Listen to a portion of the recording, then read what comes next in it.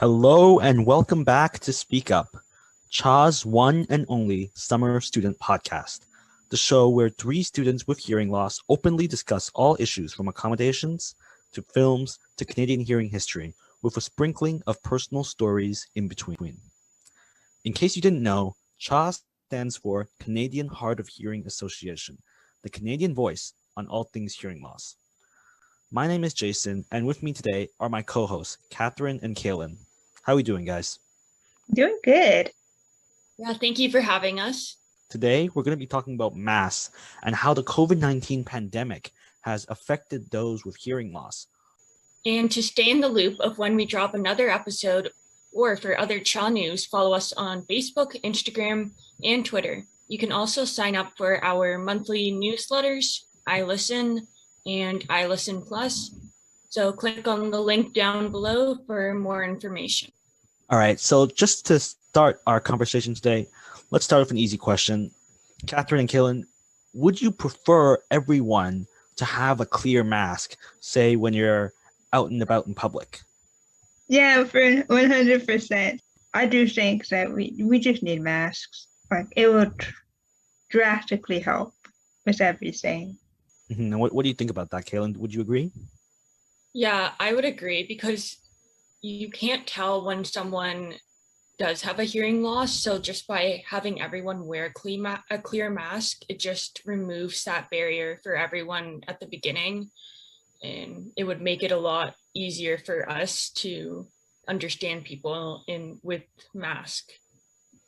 I definitely agree. And just to sort of add on to what you said about everyone being benefited, we should also remember that even people who may not necessarily have hearing loss, they would also benefit from seeing other people's lips to better understand them. Because I know for myself and a lot of my friends and family, when we're out and about, it's actually a lot harder to hear people, especially when they're behind, say, a glass screen or when the mask muffles what they're saying. So again, I think that really goes to show that these clear masks, they have a place and they're very useful for everyone, not just people necessarily with hearing loss.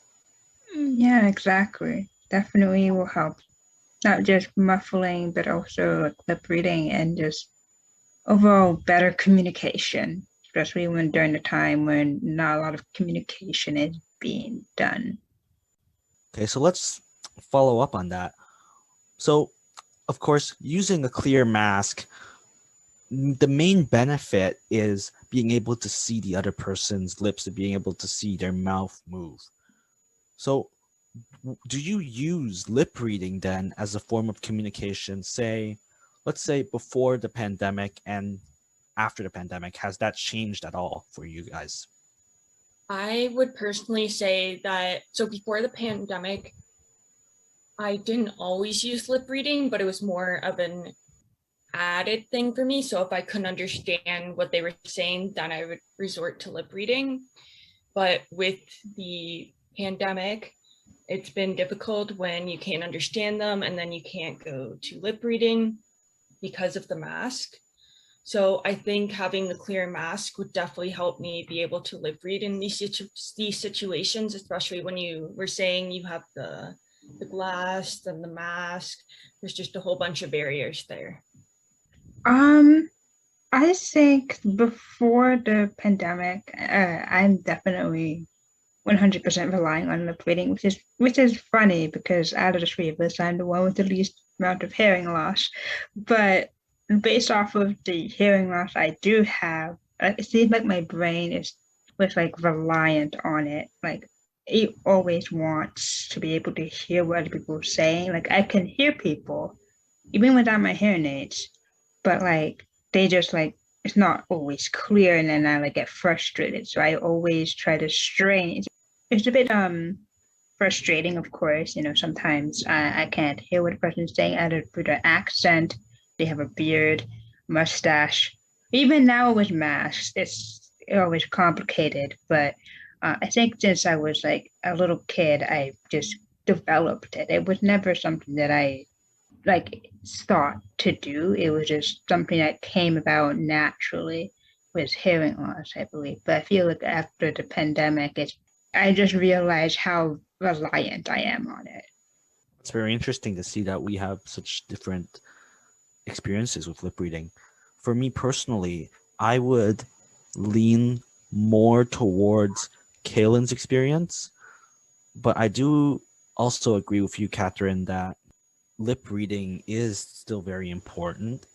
But I do agree with you, Kaelan, and I also agree in part with Catherine. For me personally, I would say my experiences aligns more closely with Kaelan's, but I can definitely see how someone who has been really used to lip reading and has always lived with the expectation of, I'm going to be able to see that person's lips. This pandemic has really thrown a whole wrench into that and made communication all that much harder. So we've already talked about the problems and the increased burdens that the pandemic has placed on communication for hard of hearing people. But what about solutions? What do you think that people can do just in their everyday lives, or just a simple change that people can make to help hard of hearing people better understand, while still keeping in mind that the pandemic is dangerous and that we want to make sure everyone can still stay safe? So for me personally, if I can't hear someone when I'm wearing like a mask and there's like the gloss and everything, personally, if I could get them to write down what they're saying, benefits me the most. And especially with the pandemic, we still want to be safe. So like, I know people would probably want to resort to taking their mask off, but that does come with the added risk during this pandemic. But I've also seen people have a mask, but then they'll have a symbol that shows that they have a hearing loss, so that the person who sees it will know that they can somehow accommodate for them. So I thought that was a really interesting concept. I haven't seen it very much, but I've never heard of this, actually. Like, I've seen like clinics develop like their own designing of masks, maybe clear masks or whatever, or even have something like a symbol or whatever. But like, I've never seen that in action, nor have I ever purchased one of these. But for me, there's two ways a person could accommodate me, or anyone really, is that if you want to stay safe, but you want to like make sure that person hears you, you can stand 6 feet away, but take off your masks or something. Just like make sure you have a good distance away from each other so you can't but project your voice. I think that's one of the big things you could do, like project your voice. No more mumbling, no more like talking your normal voice, but actually try to like project as if you're talking to like an audience, really, just to make sure that they can hear you. And not just that, if you can use a lot of body language, because even if you're wearing a mask, you can't really show what you're doing, but like if you can enunciate your facial expression and also your hands and play around with that, I feel like that can also help. Another thing that what I do personally is that I personally have a well, not an FM system, but I have a personal speaker, something that I clip onto myself. Well, it's not really meant for me to wear. It's really for the person who's speaking, and they would wear it if it's my sister, my family, or my friends. However, I have not gained the courage to ask a stranger off the street if they are speaking to me to wear it yet. Haven't gotten there yet, but maybe once this pandemic has calmed down, maybe I will try that. And that's a great point you make about body language, Catherine. And it's not one I thought about before. I think that you also make a good point that we don't have to expect people to help us. We can always take steps to sort of help ourselves.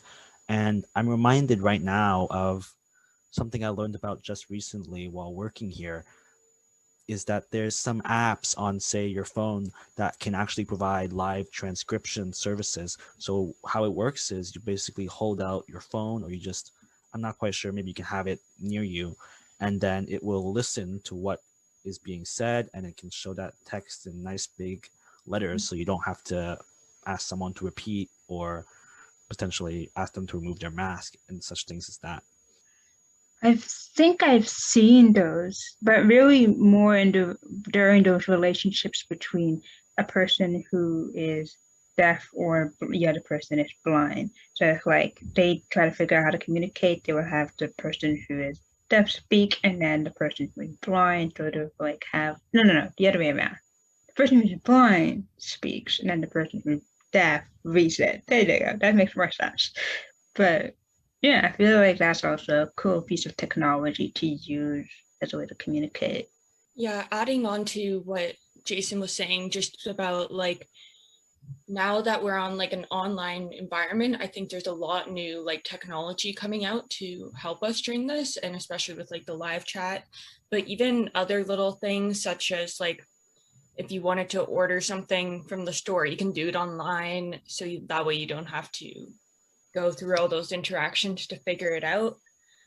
So I just really do like the benefit of the online system during these times. Yeah, for sure. I think there's sort of a unsaid benefit that all of these stores and companies and services that used to be solely in person, they're now really quickly adapting to the online format as they realize that this is what they have to do in order to really survive or in order to really serve their clientele at this moment. Okay, so let's move on to how exactly you handle having to wear a mask while wearing your, say, your hearing aids, your cochlear implant, or any other assistive hearing device. Has that been a problem for you during this pandemic, or has it been a problem for anyone else you know? I'm curious to see what you guys think about that. I would personally say it can be annoying wearing the mask sometimes, especially when I try to remove it. My processor can sometimes get caught in the mask, and so it will come off. I would say that's only my main concern, really. But I have seen, alternative masks that could be used, that you could tie at the back instead, rather than going around the ear, which I think I could really benefit from. Yeah, same problem for me. So it's like, okay, I have three things on my ears. I have my glasses, I have my hearing aids, and now they're asking me to wear masks on top of that. And of course, I'm going to be wearing my masks. But at the very beginning of the pandemic, I was like, how do I put this on? It took me like 5 minutes just to put it on, because if I put it on, it will either fall off because there's no more room, or it gets caught in my ear, like depending on how I put it on. And I quickly learned how to put it on through just looking around my ears and making sure that it stays on. But if I want to be able to like breathe or something, I'm going to the car, I can just pull down my mask and don't take it off. I only take it off when I get home on the dining table, and that's when I take it off so that it doesn't like fall and get damaged. I feel like that's really that's the only way I could do it. I did try to find a new way of like using a plastic hooky situation where you hook it to the back of your head or something, but those things were very flimsy and weren't very good. I haven't really invested in a mask that you can wrap around your head yet, but honestly, some days I just decide I'm not going to wear my hearing aids. I'm just going to wear my mask, or don't even wear my mask sometimes if I'm going for a walk. Yeah, that's interesting again to see how we've had different experiences. So, like Catherine, I also wear hearing aids, and I've definitely noticed that when I'm taking it off, it gets stuck at least more than half of the time, unless I have to, very carefully loop my hands around my ears, carefully remove all the straps, and it's made even worse by the fact that the mask also fogs up your glasses, gets stuck in your glasses. So really, it's like a double whammy if I had to use those terms. I also think that just in terms of masks and people with hearing loss, so I have already mentioned the muffling issue, but I think that really is one of the main issues with just wearing masks in general. And of course, I'm not saying don't wear a mask. It's just that ideally, if there was any other way we could stay safe without having to wear a mask, without having to cover our mouths, without having to create that muffling barrier, I think it would be just really just so great. So such a benefit to hard of hearing people. Yeah, definitely. I feel like during this pandemic, we starting to see how society reacts to it. And it's almost felt first person come first serve or some saying, because like when I was doing some research on the pandemic itself and looking at how people in the disability community were affected by it, there were so many things. I could talk for hours if I wanted to about a different thing and how it impacted it. But what I've noticed is that there was like a delay in terms of addressing some of the issues that affected them, such as masks. We didn't get any information about masks or how to even accommodate persons who have hard of hearing with that issue. It's like as if we were forgotten when the pandemic hit. Everybody was just trying to figure out what's going on, why is everybody dying. And I understand that, but we're a part of society too. We need to be accommodated as well. Yeah, I would agree as well. The accommodation and mask has been like very delayed. And I only really found out about like clear mask probably like a couple months ago, to be honest. Like I've never seen them marketed anywhere before. So I think they're finally just catching up, saying, oh, okay, so we need to change your mask so that it's accessible for everyone. So it's really interesting to see all the different masks that we have these days, rather than at the beginning of the pandemic, you know, simple blue masks that everyone had.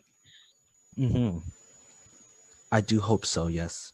I just hope that as time goes on, people are going to be more and more aware of the unique challenges that these cloth masks or just masks in general pose for hard of hearing people. Okay, so I think we've talked a lot about how our personal experience in communication while wearing masks, but because of this pandemic, have you felt that you need someone to say help you communicate? For example, when you're out in public, when you're in a store, when you're buying something, because of the increased barrier that a mask poses, of course, on personal communication. I definitely rely on, for instance, my sister. I don't know. I mean, I can definitely ask the person, okay, this is what I would like. This is what I need if I'm going to the bank or if I'm ordering some food, or I can do that. I can do that on my own. But what I've learned is that because that there is no visual reference for me, because as I'm heavily reliant on it, I kind of feel like I don't know, not blind, but like I'm just like going into this and I have no idea what they're saying, even though they could speak very clearly to me. I'm like, I'm not sure. Sometimes I don't even like ask them to repeat. I just say yes, no, whatever. I just say yes to everything because like I don't want to. Because I feel like the problem for me is not if I understand them, it's the pressure if there's a line behind me. And I don't like being that one person who is taking up all the time and everybody's like wondering when is this girl gonna finish her order, right? No, I would rather have them like help me out and like I'll turn to them immediately, even though when I was working on this other article about like what businesses are supposed to do in terms of accommodations, they are not supposed to look at the person who's assisting you. They're supposed to look at you. But ironically, I'm looking at them. I'm not having, it's not the same thing for me. Like they could try to treat me as a normal human being, but like I need this person. This person is going to help me understand what you're saying. So it's a weird situation, but definitely something I've noticed that I need. And then just to follow up, so do you definitely feel like since the pandemic hit that you felt like you have to have, or that the benefit of having someone else with you has increased by a lot? Because from what I'm hearing, I'd guess that yes, for sure. Is that correct? Yeah, I'm just trying to remember what happened before the pandemic, because like before the pandemic, I did not have a FM system. I did not have proper hearing aids either. I was really just by myself with no technology, and I was okay, I suppose. Like I'll just ask them to repeat or like whatever, but most of the time I could lip read what they were saying and it was fine. It was just the pandemic, I think, really just spiked it up a lot. Yeah, I would agree with Catherine. I'd say before the pandemic, I was like very comfortable going on my own anywhere. And especially because I could rely on the lip reading if I did need that. But when we transferred into the pandemic, I felt like I relied a lot more on other people. While I was okay to go somewhere on my own, I was just a bit more stressed. So like when I had someone there with me, it just kind of like eased the situation to know that if I couldn't figure out what they were saying, I had someone that could right there that could just let me know what they said really quick, and then it's over. And like a couple weeks ago, I was at like Starbucks with my sister, and I've just like memorized the format of when they ask questions at this point. So just helps me with that. But then, so they had asked me for my name and I told them, but then they asked me how to spell my name. And usually they don't ask that. So I was like standing there and I was like, I have no idea what you were saying. So my sister was like across the room. So I was like, yeah, I need you to come here. Like, I cannot figure out what she is saying. And the lady was so confused. But at the end of the day, it was all good. Like, especially in that like particular situation, that's when I need someone with me. Yeah. Yeah, I definitely agree with everything that you guys both said. I've had a very similar experience with that, Kaelan. When I was at a tea shop, I was buying tea, and then the clerk was telling me the price was $7.33, and I heard 7 minutes. So I was like, oh, I can get my drink in 7 minutes. Just thankfully, my friend was there and able to convey the right message to me. So overall, yeah, I think it's kind of like what you said, Kaelan.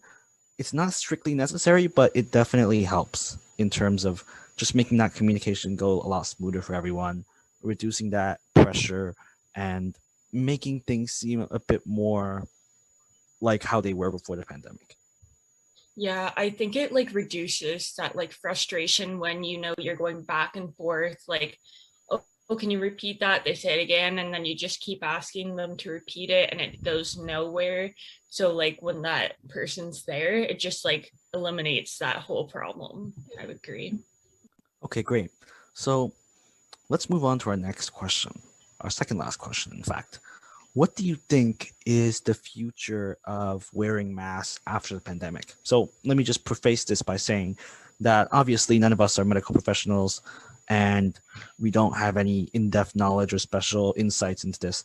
But just in terms of whether you think people are going to keep wearing them, whether some people are going to keep wearing them, but some people aren't, just what are your basic opinions as to how the world will look in terms of mask wearing in, say, 1 year from now? I personally think it might be a bit of a split society. You know, there's going to be people, you know, once they're like fully vaccinated, they're like, we're good, like we don't need the masks. But then there's always going to be, you know, those people that are just going to be worried about you know, it coming back, or they're just worried that it still may be in like transmission around the community. So I do think like those people definitely keep wearing masks for sure. And I think it will become a more common thing to see people wearing masks around, even if they're not like, even if there's no like rules for them at that point. But it's going to be interesting to see if they also are going to wear just a simple mask or if they'll wear like the clear mask. It's just interesting to see how it will go from there. Yeah, and you just reminded me that while it's not a common practice here in North America, in Asia, what a lot of people do when they're sick is they'll actually wear a mask throughout their day. That is before the pandemic. You could see people wearing masks pretty often. It was not like everyone, but it's not rare at all to see someone on the subway in public wearing a mask and just going about their day. In addition, masks in those particular parts of Asia, they are even considered as fashion statements and just a form of fashion. I mean, like if you got a chance to see the the American election back in January, the inauguration, there was the first lady and other ladies I feel were wearing like matching masks. In addition, and also I saw a lot of photos from like United States where like a bunch of prom students were wearing matching masks as well. So I do think that masks is going to be in the future, or I do think that at the same time people will probably stop wearing them because they don't want to wear them. But if they ever feel like they want to wear them as a form of style, or if they're really sick and they just want to protect everybody, I feel like it's going to stay, even though not everybody likes them. Yeah, I'm just thinking that because obviously this pandemic has introduced regular mask wearing to so many people, I wonder if what happens in Asia is going to start appearing other places in the world. For example, just wearing a mask when you're sick and then going about your day instead of, say, just walking around without any mask while you're sick and having the possibility of spreading that. I think the pandemic has really highlighted just how dangerous and how easy it is to spread a virus. What do you guys think about that? Definitely. I do think that because of we haven't had, or at least in the western side of the world, we never had a pandemic of this size in a while.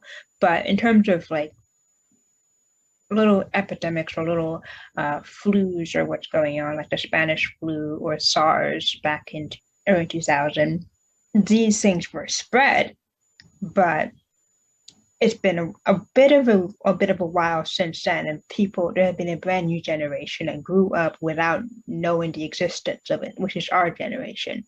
And now that we now know how viruses are spread and what to avoid that, I do think that people will try to take this health seriously. Like I've seen a lot of people bring their own little pieces of like soap dispenser and like try to like wash their hands before they eat, or they're less likely to hug a person or shake their hand when they meet a person. There's so many like new things that we thought were common to do as a society are not going to fade away, and new ways of like what's considered a norm in certain situations are developing. Yeah. Yeah, I would adding on to both of you, I would just agree that this pandemic is teaching us better health practices for sure, like with the hand sanitizer or even just like wearing the mask, as you were saying, when you're sick. And it's crazy because I feel like here in Canada, even if you're sick, slightly, you still go to work kind of thing. It's more of a, we prioritize work, And so I feel like this pandemic is really teaching us, that like if you're sick, like you don't want to spread that to the rest of the community, and it's really like raising the importance of our health. Absolutely. And I do think that a lot of people are going to be interested in seeing the long-term impacts of this pandemic on how our society as a whole views public health and as well as personal health, and what kind of behavioral shifts in terms of, say, wearing masks, in terms of more readily taking time off when you're sick, in terms of isolating yourself. I think all of these things are going to be really showing up in the news or showing up in scientific research in the coming years as we really try and determine what has changed in our daily lives after the pandemic. And this is just a guess. I think we're going to be seeing some very interesting changes. Okay, so let's move on to our last question now. This one's a bit of a not directly related to mass, but more so in terms of how we conduct our daily lives. What do you think about the shift towards online services in terms of businesses, in terms of public services, in terms of even personal communication? Do you think that this huge increase in online working, online studying, etc., is going to last after the pandemic has ended? I personally hope it would for my own benefit with the hearing loss. I just think that online services that these businesses or public services are providing, it just makes it a lot easier for me to communicate with them and reduces those added barriers. So I hope that they would realize that during the pandemic, that they have expanded their clientele to individuals with hearing loss as well. And so I think that would be beneficial in the long term. Yeah, I also think it would, or at least for certain businesses or public areas, it will stay, like have some form online things, because the things that before the pandemic, we didn't know that these activities could be online. Like we already had like this traditional sense of this is how business or public areas or different activities are supposed to run, right? Like school, for example. But we only thought that you had to go to school in person. You had to go to the office, like you had to be in your little cubicle and do your work on your computer. It never really thought about being online before. And because of this, I feel like people have now realized that it's a lot easier and better in certain instances to have an online version of that activity. There's pros and cons with everything, of course. You know, with online, you have the dispersion of there's no more separation between the home and the work. Unfortunately, that is the only drawback, or a few drawbacks, but overall, I do think, as Kaelan was saying, like in terms of getting everybody on the same page and able to understand one another and not having one person off to the side and they have to like scramble to understand what's going on, it definitely has improved a lot of lives and to also create some form of connection among others. And it's just pretty great. I do think that it though at least some version of it will last. Maybe not everybody will be able to have that opportunity, but for certain jobs or businesses, they can do it online. And I hope so. I also hope so too. And I definitely agree with what you just said at the end there, that I think this pandemic has really proved that not everything has to be in person. I think Kaelan also mentioned that too. And really, I agree with everything that both of you just said. And I'm looking forward to seeing how that shift plays out. I agree that most likely there's going to be a lot more online services, maybe not as much as in the height of the pandemic. For example, I know some banks, some large corporate businesses are encouraging their employees to start heading back for whatever reason.